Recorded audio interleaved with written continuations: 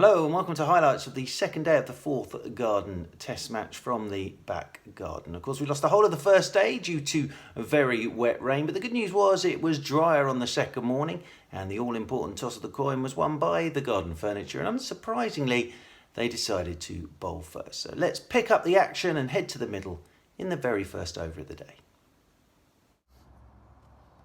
Well, play finally getting underway just after lunch, after wet rain in the morning session. Despite what Roy Broadcaster has just told you there, play didn't get underway in the morning. No. Play got underway after luncheon. And it was the Garden Furniture that won the toss, as Roy Broadcaster was telling you.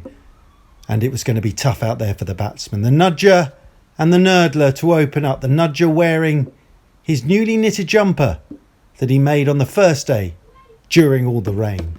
And straight away the wall was on a line and on a length, testing the Nudger's technique, testing the Nudger's experience. A man with 28 tests under his belt, but would need all that experience as a ball, the second ball of the day, rose from just back of a length, rapping him on the bottom hand and waking him up. And the batsman knew then it was going to be a tough session. No runs on the board when the Nudger went. A ball that was impossible to play from the wall, looping into Shortleg's hands. And that brought a young man to the wicket on his test match debut. The Cameo. Word up. Because the Cameo is a man that just makes batting look beautiful. The ball just kisses the Cameo's bat. And he started in Cameo-esque fashion with a gorgeous shot away through the covers. Yeah. The Cameo looked like a man who was made to play Garden Test match cricket, as he hit 8 boundaries and raced to 36, looking completely at home, completely in control. Word up. But then after tea, the Cameo looked for one big shot too many and was bowled through the gate for 36. And the Cameo's Cameo-esque innings was brought to an end. 36 on Test match debut. That brought the Maverick to the middle. A man who made 100, of course, in the opening Test match of this Garden Cricket Test match series. A man who loves his music, not only his cricket as we've seen throughout this series, but he had a job to do.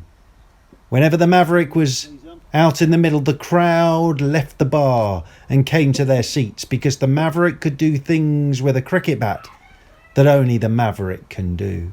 But the wall was into a magnificent spell of bowling. First delivery for the Maverick hurried him up, just bouncing from back of a length.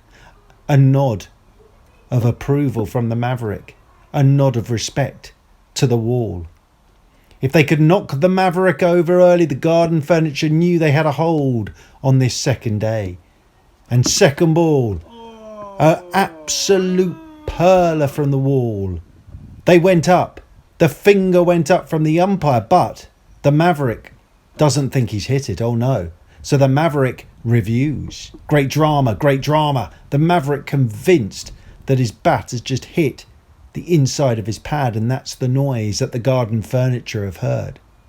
But the Maverick and the Nerdler are in for a shock as they look towards the big screen, and Hotspot comes up. There is a little something on Hotspot. There is a little spike on Hotspot. And the Maverick has to accept his fate. The Maverick, caught behind by the comfy garden chair off the wall. The Maverick gone, second ball without scoring, and this turning into the perfect session for the Garden Furniture. That brought one for the photographers and one for the cameras into bat in only his second Test match. A young man who had impressed in his first Test last week. No? But this was a different story. This was the wall into the most magnificent spell of fast bowling, and this would test the technique of the greatest players in world cricket.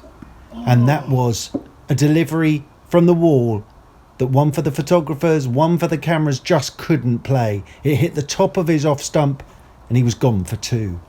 Huge trouble now for the batting side. The garden furniture all over them like a rash.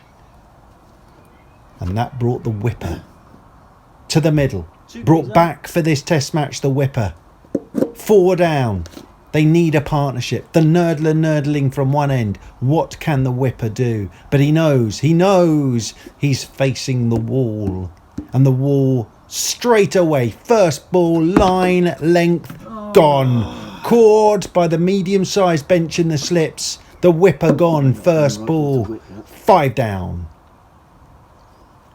All the while, the warrior out there joining the nurdler, but the warrior cannot lay bat on ball. And well, you can put the wall in the same bracket now as McGrath, Hadley, Anderson, Cummings. You can say those names in the same breath as the wall, because he was into the most magnificent spell of fast bowling after tea, and the warrior just could not lay a bat on him.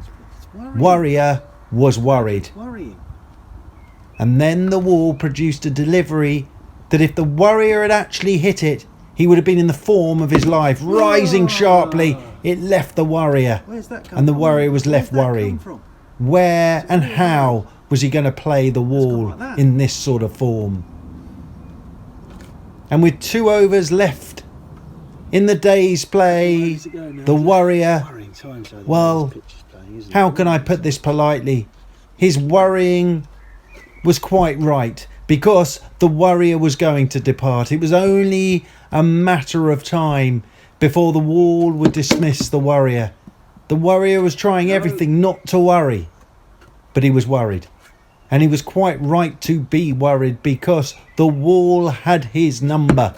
Every time the warrior tried to lay bat on ball, the ball just flew past his outside edge. Was he going to be able to make his way to stumps? No, because he was bowled by a beauty again from the wall that hit the top of the off stump, leaving the batting side 6 down, shaking their heads. But the nurdler was still there. 26 not out, the nurdler. He was worried and concerned about cutting up the fiddler's socks, but he'd stayed out there. And he was seeing his side through to stumps. 1 ball of the day remaining. Can the nurdler get to stumps and be there in the morning? The wall searching for another wicket, but it's a fantastic leave from the nurdler off the last ball of the day. And the nurdler makes it to stumps with the lever. The nurdler, 26 not out, the lever yet to get off the mark, but the wall, 6 wickets. A magnificent performance from one of the best fast bowlers in the world now. And the nurdler and the lever leave the middle with the batting side 82 for 6, and with it all to do tomorrow.